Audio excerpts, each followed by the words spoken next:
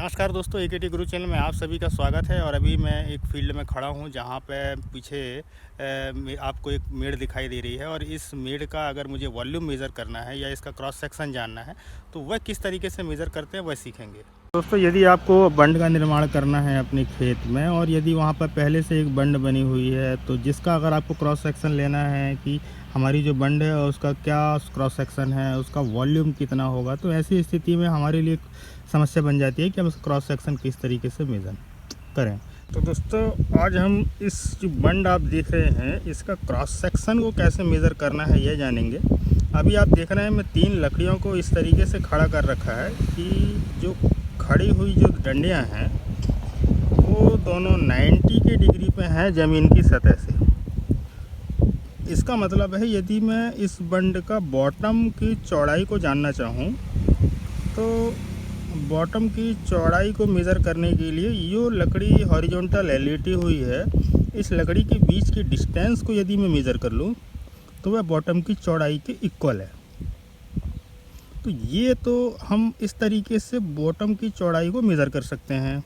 लेकिन यदि हमें टॉप बंड जो टॉप की चौड़ाई है या टॉप विड्थ है, इस टॉप विड्थ को जानने के लिए हमें क्या करना पड़ेगा, ये जो खड़ी हुई डंडियां हैं इसको मुझे ऊपर की तरफ से झुकाना होगा। दोस्तों, ये मैंने ऊपर की डंडियों को थोड़ा सा एक एंगल के साथ मोड़ दिया है, जितना मैक्सिमम टिक सकता था बंड पे वो मोड़ दिया है। अब आप देख रहे हैं एक साइज़ का यहाँ पे एक आकृति बन के आ रही है। तो जो बीच वाली जो डंडी है जो हॉरिजॉन्टल बंड के ऊपर लेटी हुई है, अगर मैं इसकी दूरी को मेज़र करूँ तो ये टॉप विड्थ कहलाएगी इस बंड की।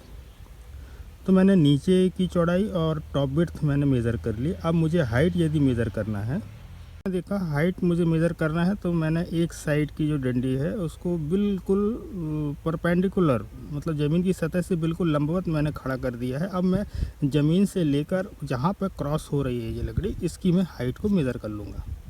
तो इस तरीके से मुझे 3 तरीके की हाइट मिल जाती है, 3 तरीके का मेज़रमेंट मिल जाता है। पहला मेज़रमेंट है उसकी बॉटम की चौड़ाई, ऊपर का चौड़ाई, और तीसरा है इसकी ऊंचाई।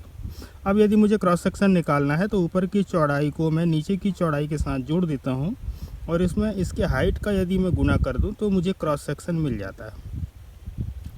लेकिन समस्या तब आती है जब हम एक नई बंड इस पुरानी बंड के ऊपर बनाने वाले होते हैं, तो हमें ये जानना होता है कि इसका वॉल्यूम कितना है। लेकिन इसी क्रॉस सेक्शन के साथ यदि मुझे पूरी बंड का अगर वॉल्यूम निकालना है तो उसका एंड पॉइंट से लेके इस बंड के दूसरे सिरे तक मुझे लंबाई मेज़र करनी होगी।